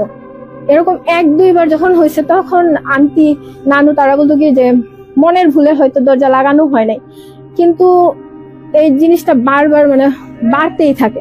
মানে একদিন এমন হয়েছে যে রোজার সময় আমি আন্টি তখন বাসায় ছিল না, আমি সিঁড়িতে উঠছি, উঠার পরে আমি ঘুমানোর আগে চেক করছি দরজা লাগানো, সিঁড়িতে উঠছি দরজা লাগানো, কিন্তু যখন হচ্ছে সকালবেলা ঘুম থেকে উঠছি দেখি দরজা খোলা। আমি ভাবছি নানু আগে উঠছে, তো নানু মনে হয় দরজা খুলে কিছু করছে, দরজা লাগাইতে মনে নাই। তো আমি নানুরে বলতেছি নানু তুমি সকালবেলা দরজা লাগাও নাই, দরজা এমনি খুলে রাখছো। নানু বলতেছে আমি তো দরজা লাগাইছি, দরজা আমি তো করি নাই, মানে দরজা সকালবেলা আমি খুলি নাই, রাতে যে লাগানো হয়েছিল ওইটাই। তো পরে আমি বলতেছি না আমি তো সকালবেলা দরজা খোলা পাইছি। তখন নানু বলতেছে যে তাইলে তুমি সিঁড়িতে যখন উঠছো তখন হয়তো খুলছো। তাহলে না আমি তো সিঁড়িতে খুলি নাই, আমি তো মানে এরকম করে বুঝাইতেছি। আন্টি পরে বলতেছে যে হয়তো তখন লাগানো হয় নাই, সারা রাত এমনিই খোলা ছিল। আচ্ছা এইটার পরে মানে আন্টি কোনো মতেই বিশ্বাস করতেছে না, আম্মু নানু তারা যদি ওইটা বিশ্বাস করে যে দরজাটা হয়তো আমি লাগাইছি, কিন্তু আন্টি তখনও বিশ্বাস করে নাই যে আমি দরজা লাগাইছি। পরে ওই দিন আমরা সবাই আর কি যার যার কাজে হচ্ছে বাইরে এসে পড়ছি, আন্টি আর আমার হচ্ছে খালাতো বোন তারা 2জন বাসায় ছিল। তো ওই সময় আন্টি নিজে দরজা লাগাই সেটা বারান্দায় গেছে, বারান্দায় যাওয়ার পরে কট করে শব্দ হয়েছে, মানে দরজা ছিটকিনি খোলার। আন্টি আসার পরে দেখে দরজা খোলা। আন্টি তো তখন ভীষণ ভয় পায় যে আমি নিজের হাতে, আগে তো বিশ্বাস করে নাই, কিন্তু যখন দেখছে যে নিজের হাতে দরজা লাগানোর পরেও দরজা খুলে গেছে, কোনো বাতাস নাই, কোনো কিচ্ছু নাই, ছাদের দরজা তো লাগানো থাকে সবসময় আমাদের, তো কোনো কোনো দিক থেকে বাতাস আসারও কোনো নাই। তারপরেও সে হচ্ছে দরজাটা খুলে গেছে। তখন আন্টি অনেক ভয় পায়। ভয় পাওয়ার পরে তখন হচ্ছে ওই কবিরাজকে করে বলে যে বাড়িতে বাসায় আসার জন্য, এরকম বাসার মধ্যে মানে আনইউজুয়াল কিছু হইতেছে। তখন হচ্ছে উনি আসে। আসার পরে উনি আমাদেরকে বলে এগুলা, যে বাসার মধ্যেও এরকম কিছু একজন আছে যারা পাঠানো হয়েছে মানে বাসার মধ্যে এরকম অশান্তি করার জন্যই, যে আমার ভাই যে কথাবার্তা শুনতো না এগুলোর জন্য মানে যে দায়ী ওইরকম একজন আছে। তো পরে বলে যে আমরা কি আর কোনো কিছু ফিল করি কিনা। তো ওই দিন রাতে যেদিন এটা আসছে বলছে যে ওই দিন আমরা কোনো কিছু এরপরে ফিল করি কিনা ওনাকে জানানোর জন্য। তো আমরা ওই দিন রাতে আমি ঘুমায় আছি বলতে তখনও আমি মানে পুরোপুরি ঘুমে না আবার সজাগও না এরকম। তখন আমি ফিল করতেছি যে আমার বেডে মানে কিছু একটা বসছে, মানে বসলে হয় কি যে বেডটা একটু নিচু হয়ে যায় আর একটু মানে বোঝা যায় যে আশেপাশে কেউ আছে এরকম। তো হঠাৎ করে আমার বেডটা একটু নিচু হয়েছে। পরে নিচু হওয়ার পরে আমি ভাবতেছি যে নানু উঠলো কিনা। তা আমি আবার হচ্ছে যে ডাক দিতেছি, আমি আবার ওই যে হুজুরে যে বলে গেছে এই জন্য আমি একটু ভয়ে আবার পেছন ফিরে তাকায়ও নাই। আমি আগে জিজ্ঞেস করছি যে নানু এখানে, তো না, নানু কোনো সারা শব্দ করে না। তারপরে আমি আবার কিছুক্ষণ পরে নানুর বলতেছি যে নানু তুমি কি উঠছো, তখন নানু মানে তখনও কোনো শব্দ নাই। তারপরে আমি সূরা টুরা পড়ে তারপর আগে নিজের শরীর বন্ধ করছি। বন্ধ করার পর হচ্ছে মানে টের পাইছি যে বিছানাটা আবার আস্তে আস্তে উঁচু হওয়া শুরু হয়েছে। শুরু হওয়ার পরে তখন আর কি ওইটা শেষ। আর তারপরের দিন আবার হুজুর আসে, আইসে সেরা বলে যে আমার শরীর বন্ধ করার পরে তাবিজ দেওয়া যায় আর বলে যে হচ্ছে আর কোনো কিছু হয় কিনা। তখন বলতেছে যে বাচ্চা কি কান্না টান্না করে কিনা, বাচ্চা আছে যেহেতু ঘরে। তখন খেয়াল হয়েছে যে জাইফা অনেকদিন ধরে মানে মাঝরাতে কান্না টান্না করে একটু একটু। আমি তো ভাবতাম যে হয়তো ছোট মানুষ তো একটু হয়তো কোনো কিছু আনইউজুয়াল লাগে এই জন্যই, বা ওর হয়তো একটু খারাপ লাগে এই জন্য করে, কিন্তু এইসব কারণে এটা আমরা কখনো ভাবি নাই। তারপর হচ্ছে উনি এসে সেটা ঘর বন্ধ করে দিয়ে যায়। বন্ধ করে দেওয়ার পরে ওই দিন যেদিন উনি বলছে যে কোনো কিছু ফিল করি কিনা, ওই দিন আবার কিছুক্ষণ পরে আবার আমি স্বপ্নে দেখতেছিলাম যে আমি ওই বাড়িতে না আমার বাপের বাড়িতে আমার যে ভাই বোন আছে ওদের সাথে আমি খেলতেছি বা বসে আছি আলাপ করতেছি এরকম টাইপের একটা স্বপ্ন দেখছি। দেখার পরে ওনাকে জিজ্ঞেস করছি, মানে ওনাকে বললাম, এটা বলার পরে উনি এসে আমার শরীর বন্ধ করে দিয়ে গেছে আর হচ্ছে এগুলা করে দিয়ে গেছে। আর আমার ভাইয়ের জন্য কিছু ওই বলে না কি যেন দিয়ে গেছিল, মানে কাগজের মধ্যে কি লিখা সেটা, যে এগুলা পানির সাথে মিশায় সেটা ওর খাওয়াইতে পারলে যে ওই দিকের এটা কাইটা যাবে ওর। পরে আম্মু ওরে ফোন দিয়ে আনছে ঈদের আগে আনার পরে এগুলা সব করা হয়েছে। করার পরে হচ্ছে যে ও ওইখান থেকে আসছে, মানে পুরোপুরি ভাবে ওইখান থেকে চলে আসছে। চলে আসার পরে তারপরে এখন পর্যন্ত ওর শরীরও বন্ধ করা হয়েছে। পরে বন্ধ করার পরে মানে বাসায়ও এরপরে আর কোনো সমস্যা হয় নাই। হাইটা যাইতেছি তো সাইটে তো ঝোপঝাড় অনেক জঙ্গল। তো রাতে 10টা বাজে বলে নিতে থাকি। তো রাতে 10টা বাজে আমি বাসায় যাইতেছি। আমার সাথে আমি এক বন্ধু আর আমি। তো যাওয়ার পথে দেখি যে সাইড থেকে তো কিছুটা আওয়াজ আসতেছে, অনেক ভয়ঙ্কর আওয়াজ। তো ভয়ঙ্কর আওয়াজ দেখে আমরা তো গেলাম যে বন্ধু, তো যাই দেখি যে কিসের আওয়াজ আসতেছে। যাওয়ার পরে যাই দেখি যে একটা লম্বা একটা আকৃতির একটা কি যেন একটা জন্তু বা অনেক বড় আকৃতির জন্তুটা শুয়ে রয়েছে। তো আমরা দেখার পরে তো ওই জায়গা থেকে তাড়াতাড়ি করে দৌড়ে বাড়ি চলে যাই। বাসায় যাওয়ার পরে তো তারপরের দিন আমার নিজে জ্বর উঠছে। তো অনেক জ্বর, তো বিছানা থেকে উঠতে পারি না। তো পরের দিন রাতের বেলা হয়েছে গিয়া আমি ঘুমাইছি। ঘুমানোর পরে রাতের বাজে 1টা। তো 1টা বাজে হঠাৎ করে আমি কিছুটা স্বপ্ন দেখি, কি যেন একটা ভয়ঙ্কর স্বপ্ন। দেখার পরে স্বপ্নটা আমার মনে নাই। স্বপ্নটা দেখার পরে হঠাৎ আমি ঘুমের ভিতরেই হঠাৎ তো আমি উঠা চলে যাই জঙ্গলে। তো জঙ্গলে আমার সামনে একটা পুকুর আছে। তো জঙ্গলের ভিতরে যাইতে তো আমি হঠাৎ পুকুরের ভিতরে নামে যেতেছি। তো আমার সাথে সাথে বলতে আমার এক আন্টি ছিল, উনি আর কি তো বাথরুমে বের হয়েছিল, তো দেখা বলে যে উনি কে, ওনার ডাক দিত। পরে আমার তখন ডাক দিছে যে মুস্তাকিম বলে ডাক দিছে, মুস্তাকিম বলে ডাকার পরে তো আমার সাথে সাথে জ্ঞানটা চলে আসছে যে আমি এখানে কি করি, এখানে চলে আসলাম কিভাবে। পরে আসার পরে হঠাৎ করে আমার জ্ঞানটা ফিরে আইছে। তো আমি জঙ্গলের ভিতরে কি করি, পরে আমার তো সবাই নিয়ে আসে, ধরাধরি করে নিয়ে আসা। পরে রাতের 1টা বাজে, তো তখনই আমার গোসল করাইছে। গোসল করানোর পরে তো পরে আমি কিছুটা কবি আমার হুজুর আছে, হুজুর মসজিদে হুজুর ডেকে নিয়েছি। নিয়ে আসার পরে পরে সোরা মারা পয়রা পরে আমার আর কি আমি রুমে গেছি। রুমে যাওয়ার পরে পরে কিছুটা আমি সুস্থ। এই বলতেছে যে ওইদিকে যখন একবার যাইতেছে তখন নানা ভাই যুবক বয়সেরই ছিলেন। তো নানা ভাই যাইতেছে, তখন ওই বাড়িতে বাচ্চার কান্নার আওয়াজ শুনতেছে। তো তখন জানতো যে এই বাড়িতে একজন প্রেগনেন্ট মহিলা আছে। তো ভাবছে যে ওর বাচ্চা হয়েছে। তো দূর থেকে বাচ্চার কান্নার আওয়াজ শুনতেছে। কাছে আসার পরে দেখে যে ঘরের চালার এইদিকে ছায়া মতন কিছু দাঁড়ানো আছে, যে হচ্ছে ঘর থেকে বাচ্চাকে বের করে দিতেছে আর বলতেছে যে মানে বাচ্চা বের করতেছে। তখন নানা ভাই এই দিক দিয়ে ক্রস করতেছে। তখন নানা ভাই এটা দেখার পরে যে তাৎক্ষণিক উনি যেহেতু এর আগেও এগুলো এক্সপিরিয়েন্স করছে, তো আর গ্রামের মানুষ এগুলার প্রতি অনেক বেশি পরিচিত, তো উনি তৎক্ষণাৎ বুঝে ফেলছে যে এখানে হয়তো বা ওইরকম অ্যাবনর্মাল কিছু হচ্ছে। তো উনি ওই বাচ্চাটাকে নিজের কাছে নিয়ে গেছে। ওনার সারা শব্দ পাওয়ার পরেই এখানে ঘরের বাইরে যে ছায়ার মতন ছিল সে ওইটা ছায়াটা মিলাই যাওয়ার পরে নানা ভাই ওই বাচ্চাটাকে ধরছে।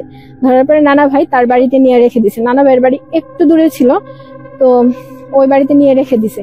রেখে দেওয়ার পর ওরা ভাবছে যে বাচ্চা যেহেতু আসছে, তো বাচ্চার কান্নার মানে বাচ্চার জন্য তো তারা কেউ তো খোঁজ নিবেই, কিন্তু তারা আর কি খোঁজ টোজ নেয় না।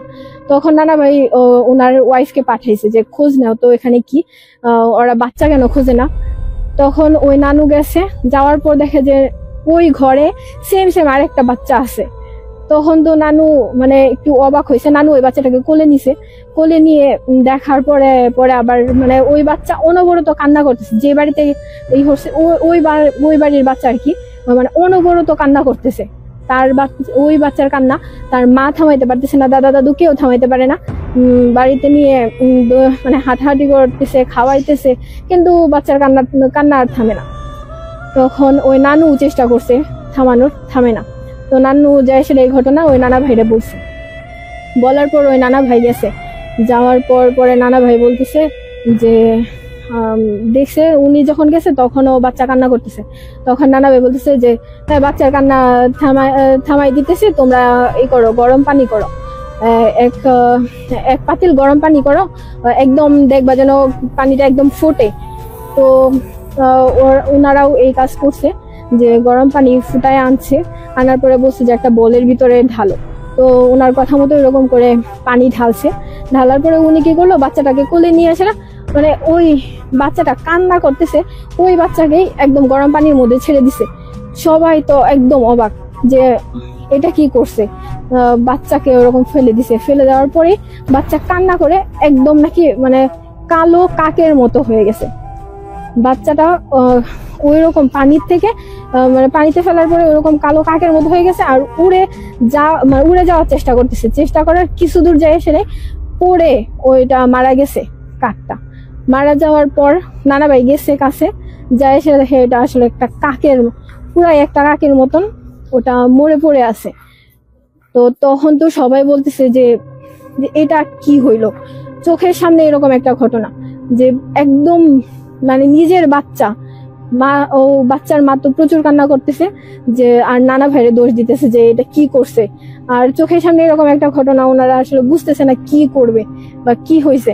তখন নানা ভাই বললো গত রাতের ঘটনাটা বলছে যে সে এইদিকে যাওয়ার সময় এরকম একটা কিছু দেখছে। তারপরে উনি হচ্ছে ওনার কাছে যে বাচ্চাটাকে নিয়ে রাখছে ওই বাচ্চাকে এনে দিছে।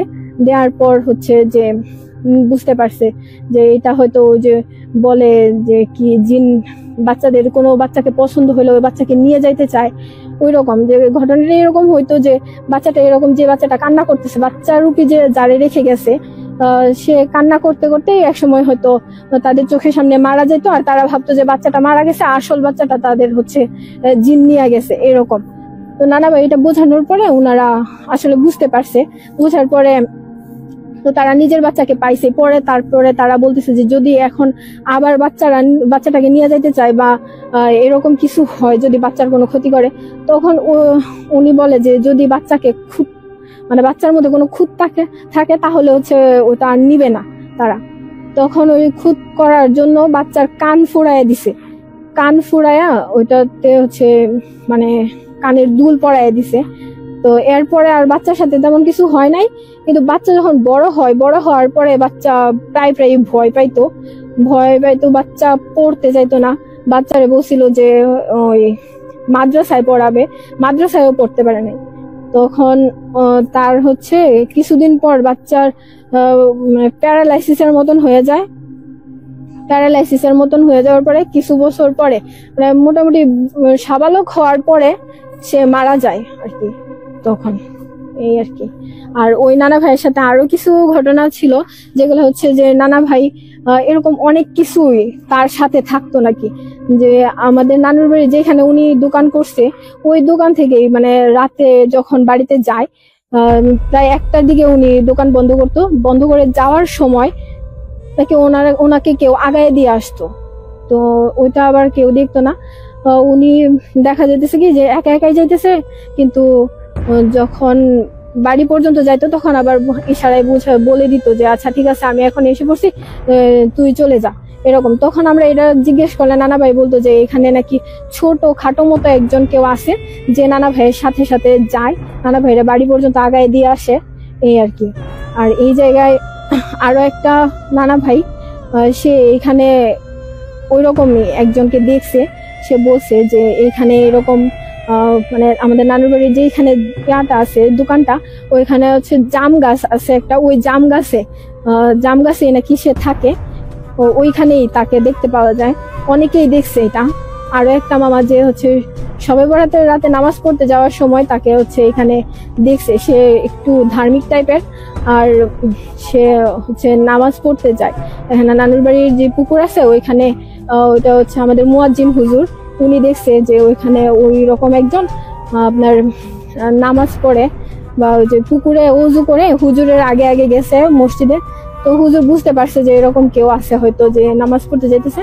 তো হুজুর আর তখন যায় নাই, সে একটু 5-10 মিনিট পরে গেছে। মানে হুজুর পেছনে গেছে, যাওয়ার পরে দেখা মসজিদে ঢুকছে। তো হুজুর আর তখন মসজিদে ঢুকে নাই, 10 মিনিট পরে হুজুর যায় ঢুকছে, কিন্তু পরে মসজিদে যারে ঢুকতে দেখছে আর বের হইতে দেখে নাই। ওরে জিনে নিয়ে গেছে। পরে নিয়ে যাওয়ার পরে মানে সে আসার পরে আমাদেরকে বলছে আর কি এই কাহিনী। পরে নিয়ে গেছে জিনের দেশে নিয়ে ওর জিনের বাপ মা যা আছে সবার সামনে উপস্থিত করছে। মেয়ে ওরে বলছে যে ওরে পছন্দ করে ওকে বিয়ে করবো। পরে জিনের বাবা আমার মা ওরে শর্ত দিছে, যদি তুমি আমার মেয়েকে বিয়ে করতে চাও তাহলে তোমার আমাদের জিনের দেশে থাকতে হবে, এছাড়া তুমি ওর বিয়ে করতে পারবে না। আর যদি এখানে থাকতে চাও তাহলে তুমি অন্য তোমার দেশে আর কখনো যেতে পারবে না। পরে সে বলছে যে আচ্ছা ঠিক আছে, আমি আমার বাড়িতে যাই, বাড়িতে গিয়ে আমার আব্বু আম্মুর সাথে কথা বললে পরে আমি জানাই। পরে ওরা আবার বাড়িতে নিয়ে আসছে, নিয়ে আবার সত্য দিছে যে তুমি যদি আমাকে বিয়ে না করো তাহলে আর কোনো মেয়েকে বিয়ে করতে পারবে না। আর ওই দেশে নিয়ে যাওয়ার পরে অনেক আইটেমের যোগান অনেক সে বলছে যে মানে জিনিসগুলো সামনে দিছে ওইগুলা কোন সময় দেখে নেই, মানে অনেক আপ্যায়ন করছে, অনেক কিছু খাওয়াইছে। খাওয়ানোর পরে ও দেশে আসছে, আয়সা তার বাপ মার সাথে বলছে যে মনে আমার জিনে বলতেছে যে ওকে যদি আমি বিয়ে না করি তাহলে আমি আর কখনোই কোনো মেয়েকে বিয়ে করতে পারবো না। তারপর তার আম্মু আব্বুর সাথে বলছে, তার আম্মু বলছে যে না তুমি থাকলে আমার সামনেই থাকবা যত কিছু হোক। পরে তার এই অফারটাও দিচ্ছে যে তুমি 1 বছর থাকবা আমাদের এনে আর 1 বছর থাকবা জিনের এনে। পরে তার আম্মু মানে সব শুনলেও পরে না করছে, কোন এটা কখনোই সম্ভব না। তারপর এরপর থেকে তার অনেক টর্চার করে। তার মানে শীতের সময় যত শীত থাকতো সে কোন সময় পাঞ্জাবি ছিল আর কিছুই পড়তো না, মানে তার শরীর সবসময় গরম থাকতো। সময় না বিবিন পড়ি তখন সে তারা মানে মসজিদে থাকতো আর কি। তখন তারা হয়তো দাওরা নামের সাথে পড়ে তারা মসজিদে থাকতো। মসজিদে থাকার পরে মানে আমাদের হুজুর ছিল, হুজুরে আর কি তাবিজ দিত। পরে তারা তাবিজ দিছে, তাবিজ দেওয়ার পরে আর পড়ি কখনো তার সামনে আসতে পারছে না। পরে একদিন রাতে ও মসজিদে শুয়ে রয়েছে, পরে জিন আসছে, মানে পরেটা আসছে, আয়েশা মসজিদের বাইরে থেকে আরো ডাকতেছে, মানে ডাকতেছে এত ভাবে যে অনেক কান্নাকাটি করতেছে। পরে একবার মজা করে আর কি আমি জিজ্ঞেস করছিলাম যে ভাইয়া মানে মেয়েটা কেমন সুন্দর। পরে বলছে মেয়েটা এত সুন্দর, আমি আমার লাইফে মানে আমি আমার জীবনে এত সুন্দর মেয়ে দেখি নাই, অনেক সুন্দর। পরে ও মেয়েটা মসজিদের বাইরে থেকে বসে কান্না করতেছে। পরে হ্যাঁ গেছে মসজিদের বাইরে গিয়ে বলছে কি কইছে তোমার তাবিজটা খুলে পেলো। পরে সেও তাবিজটা খুলে ফেলছে, তাবিজটা খোলার পরে তাই নিয়ে গেছে এখান থেকে নিয়ে যাওয়ার পরে 3 দিন পরে মানে কোথায় নিয়ে রাখছে সে কিছুই জানে না। যাওয়ার পরে এমনি প্রায় সময় নিয়ে যেত, নিয়ে 2-3 দিন রেখে পরে আবার দিয়ে আসতো। পরে হঠাৎ করে একদিন আমরা এই সময় মানে যে হুজুরের কাছে পড়ি, হুজুরের নিচতলায় আর কি, নিচে ঘন্টা করে তো অনেক মুরব্বী ছিল, তার জন্য উপরে উঠতে পারতো না, পরে নিচে ঘন্টা করে তো। পরে আমরা হুজুরের কাছে গেছি ঘন্টা করতে, তখন মসজিদের সামনে বাথরুম ছিল, বাথরুমের সামনে ও হঠাৎ করে বসে পড়ছে। পরে তো আমরা সবাই দেখছি, দেখার পরে ওরে নেয়ার মানে সবাই দৌড়াদৌড়ি করে হুজুরের কাছে নিয়ে গেছে। পরে হুজুরের হাতে একটা আংটি ছিল আর কি, আংটির মাধ্যমে মানে জিন টিন ছাড়াইতো, হুজুরে অনেক নাম অলরেডি লোক জিন টিন ছাড়াইতে পারে। পরে ও জিনের হাজির করছে, হাজির করে মানে বলছে যে তুমি ওরে দৌড়ে কেন। পরে ও বলছে যে আমি তো ওরা পছন্দ করি, তার জন্য আমি ওকে দৌড়ি। তো বলছে তুমি ওরা ছাড়ে দাও, কারণ আমি কখনো ওরা ছাড়বো না। পরে যে জিনের বাদশা আছে মানে ওদের মানে একটা সমাজের মতো আছে আর কি, ওরা অনেক প্রায় 6-7 হাজার জিনের একজন বাদশা আছে। পরে জিনের বাদশারে হাজির করছে, হাজির করে বলছে যে ও তো এই ছেলেটাকে টর্চার করতেছে অনেক, তাই ওরে বড় ছাড়ে দেওয়ার জন্য। পরে বলছে ছাড়ে দিল। পরে ছাড়ে দিয়েছে। আপনার পরে হুজুরে ওরে মানে জিনের জিজ্ঞেস করছে কি করে, বলছে তোমরা কয় ভাই বোন, কি সমস্যা। পরে ও বলছে যে আমার কোনো বোন নেই, মানে ভাই নাই, আমরা 6 বোন। 6 বোনের মধ্যে আমি সবচেয়ে ছোট, আর আমার বয়স হয়েছে 600 বছর। বলছে ওর বয়স হয়েছে 600 বছর। বলে যে আমরা 300 বছরের সময় বয়স হয় তখন আমরা জিনেরা বালিকায় হই। পরে ওর 600 বছর, ওর বড় বোনেরা কারো এখনো বিয়ে হয় নাই।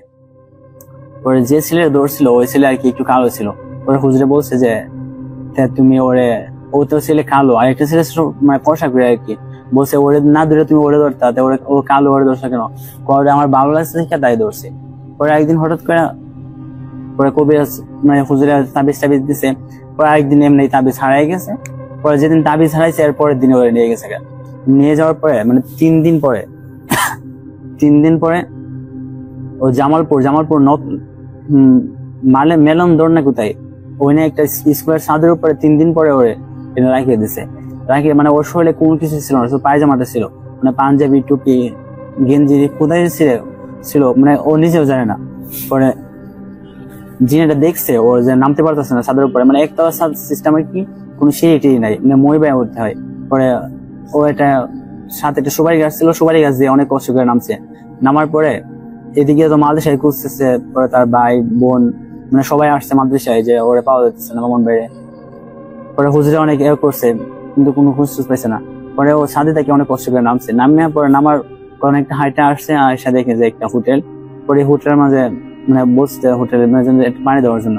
পরে পানি দিচ্ছে মানে 1 জগ পানি ও একসাথে মানে একবারে খেয়ে ফেলছে। পরে দেখে মালিক এবার বুঝছে হয়তো বা যে কোনো সমস্যা হয়েছে। পরে ওরা জিজ্ঞেস করছে তোমার বাড়ি কোথায়, তুমি এখানে কিভাবে আসছো। পরে বলছে, সবকিছু বললো যে আমি তো মাদ্রাসায় ছিলাম, পরে মাদ্রাসা থেকে আমি আর কোনো কিছু জানি না, আমি দেখি যে আমি মানে ছাদের উপরে আর কি। এটা তো তাদের কাছে আনইউজুয়াল লাগে। আর রাতের বেলা মনে হয় কি টিনের চালে কেউ হাঁটতেছে, ধুম ধুম শব্দ করে হাঁটাহাঁটি করে। আর দেখা যায় জিনিসপত্র উধাও হয়ে যাওয়া শুরু হয়, যে কোনো জিনিস মানে কোথাও ঠিকঠাক মতো থাকে না। তো এইগুলা ওরা ফেস করার পর ওরা হুজুরকে দেখাইছে। হুজুরকে দেখানোর পর ওনারা করছে যে বাড়ি বন্ধ করছে। বন্ধ করে ওনারা বলছে যে একটা টাইম দিছিল যে এই টাইমের মধ্যেও ওনারা গরুর মাংস খাইতে পারবে না। আর প্রত্যেকের ঘরের 4 কোনায় তাবিজ দিয়া গেছে, বাড়ির 4 কোনায় তাবিজ দিছে যে এইগুলা কোনো তাবিজ উঠানো যাবে না, বা এই বাড়িতে কেউ যদি আরো যেই ঘরে বেশি এই ঘটনাটা হয়েছিল মামির না কাকির মামির ঘরে, তো ওনারা ওনাদেরকে বলছিল যে আপনাদের ঘরের থেকে কেউ যদি ইয়াতে যায়, মৃত বাড়িতে যায়, তাহলে তাবিজ গুলা যে ওনাদের শরীরে সবার শরীরে তাবিজ দেওয়া হয়েছিল যে ওই তাবিজ গুলা খুলে রেখে দেওয়ার জন্য। কিন্তু ওই মামির মানে ওই কাকির যে মামি, ওনারই কাছের কে যেন মারা গেছিল, তখন উনি ওই তাবিজ না খুলেই উনি চলে গেছিল, তো তাবিজটা ওনার নষ্ট হয়ে যায়। আর বাড়িতেও হচ্ছে গরুর মাংস রান্না করা হয়, তো যে কারণে মানে ওই বাড়ির ওইটা ছুটে যাওয়ার পরে তো প্রচুর রকমের আরো বেশি উৎপাত শুরু হয়।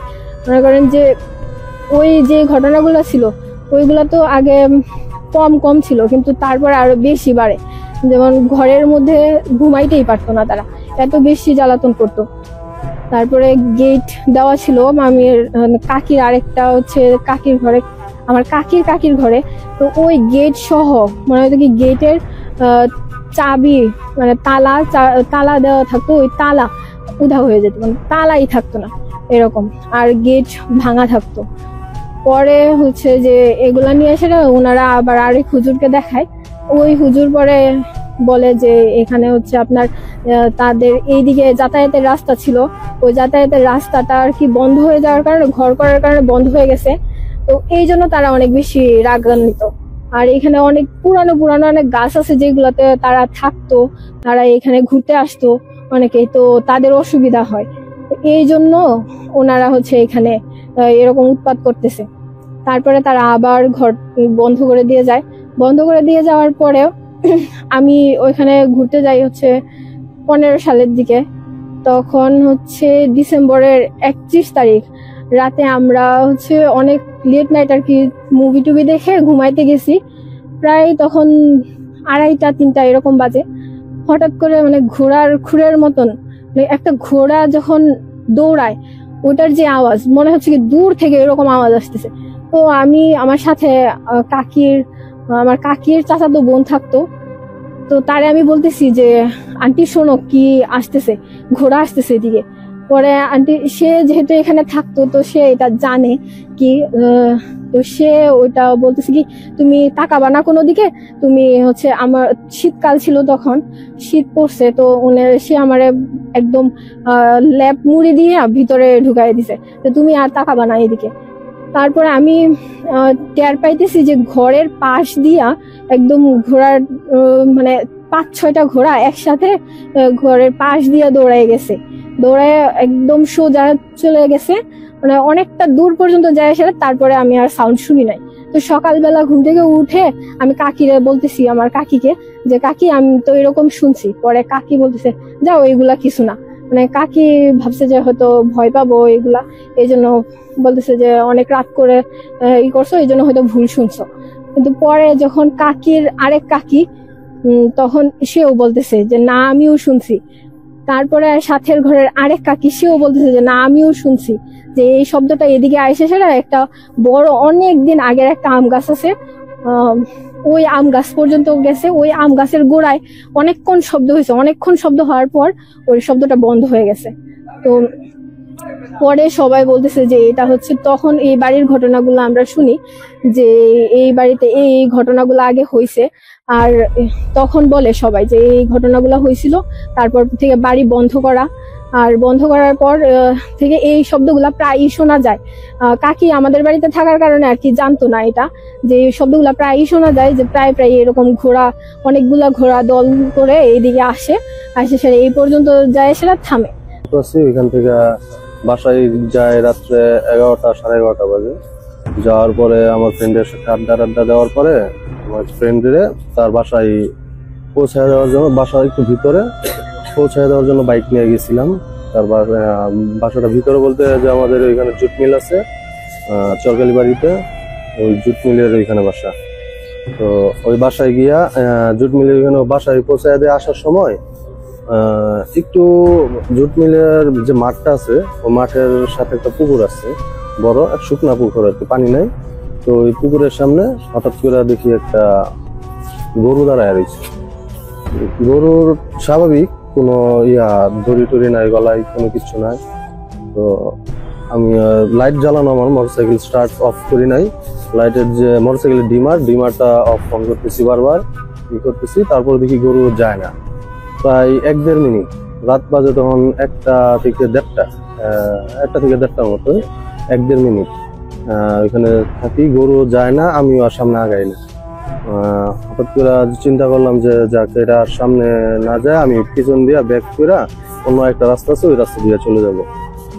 তো যখন গাড়িটা আমি বাইকটা ঘুরাবো ঠিক এর আগেই দেখি সামনে দিয়ে একজন লোক আসতেছে অনেক দূর থেকে। তো রাত্রেবেলা সিগারেট আস্তে আস্তে আসলে সিগারেট টান দিলে অনেক দূর থেকে বোঝা যায় যে কেউ সিগারেট খেয়ে আসতেছে। তো দেখলাম যে একজন আসতেছে সিগারেট টান দিতে দিতে। ওইটা দেখার সাথে সাথে দেখলাম গরুটা আপনার ওই যে পাশে যে পুকুরটা আছে ওই পুকুরে নেমে গেল।